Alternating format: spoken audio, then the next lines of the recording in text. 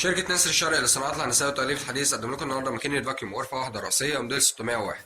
ماكينة سهلة وبسيطة الاستخدام، بتشتغل بكهرباء البيت العادية 220. الماكينة اللي عندنا النهارده تقدر تعمل لي عملية الفاكيوم اللي هي عملية شفط الهواء من داخل الأكياس عشان نقدر نحافظ عليها أطول فترة ممكنة أثناء التخزين.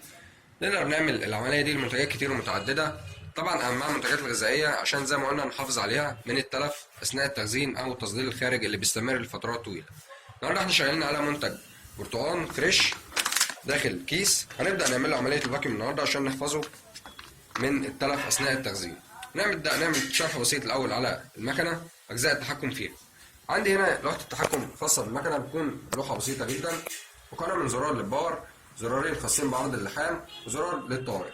بعد كده عندي 3 عدادات مختلفة، كل عداد بيقوم بوظيفة. أول عداد خاص بقوة شفط الهواء من داخل الأكياس، بعد كده عداد خاص بقوة اللحام، وعداد خاص بتبريد اللحام. العدادين دول بظبطهم على حسب خامة الكيس اللي أنا شغال بيها، بظبطها على حسب درجة اللحام بتاعتي. كل عداد من دول بتحكم فيه من خلال زرارين اللي تحته، زرار للزيادة وزرار للنقص زي ما احنا شايفين.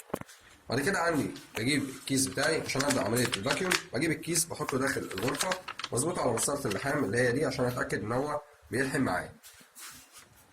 طبعا اقدر احط اكتر من كيس على مسطره اللحام على حسب خامه الكيس بتاعي. بعد ما ظبطنا الكيس نبدا نقفل باب الغرفه. مجرد ما قفلنا الباب بتبدا عمليه الفاكيوم تبدا.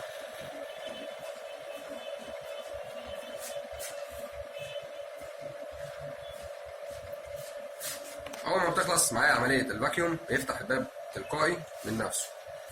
زي ما قلنا المكنه بتشتغل بكهرباء البيت العاديه 220، وموصلينها بمشترك بيت عادي جدا. كده خلصت العمليه معايا. زي ما شايفين قوه الشفط طبعا واضحه جدا من الكيس. هنا ده عندي عرض اللحام عشان يمنع اي تسريب للهواء. ماكينة فاكيوم غرفة واحدة رأسية مقدمة لكم من شركة نسر الشرقي للصناعات الهندسية والتأليف الحديث. كان معكم آدم محمد.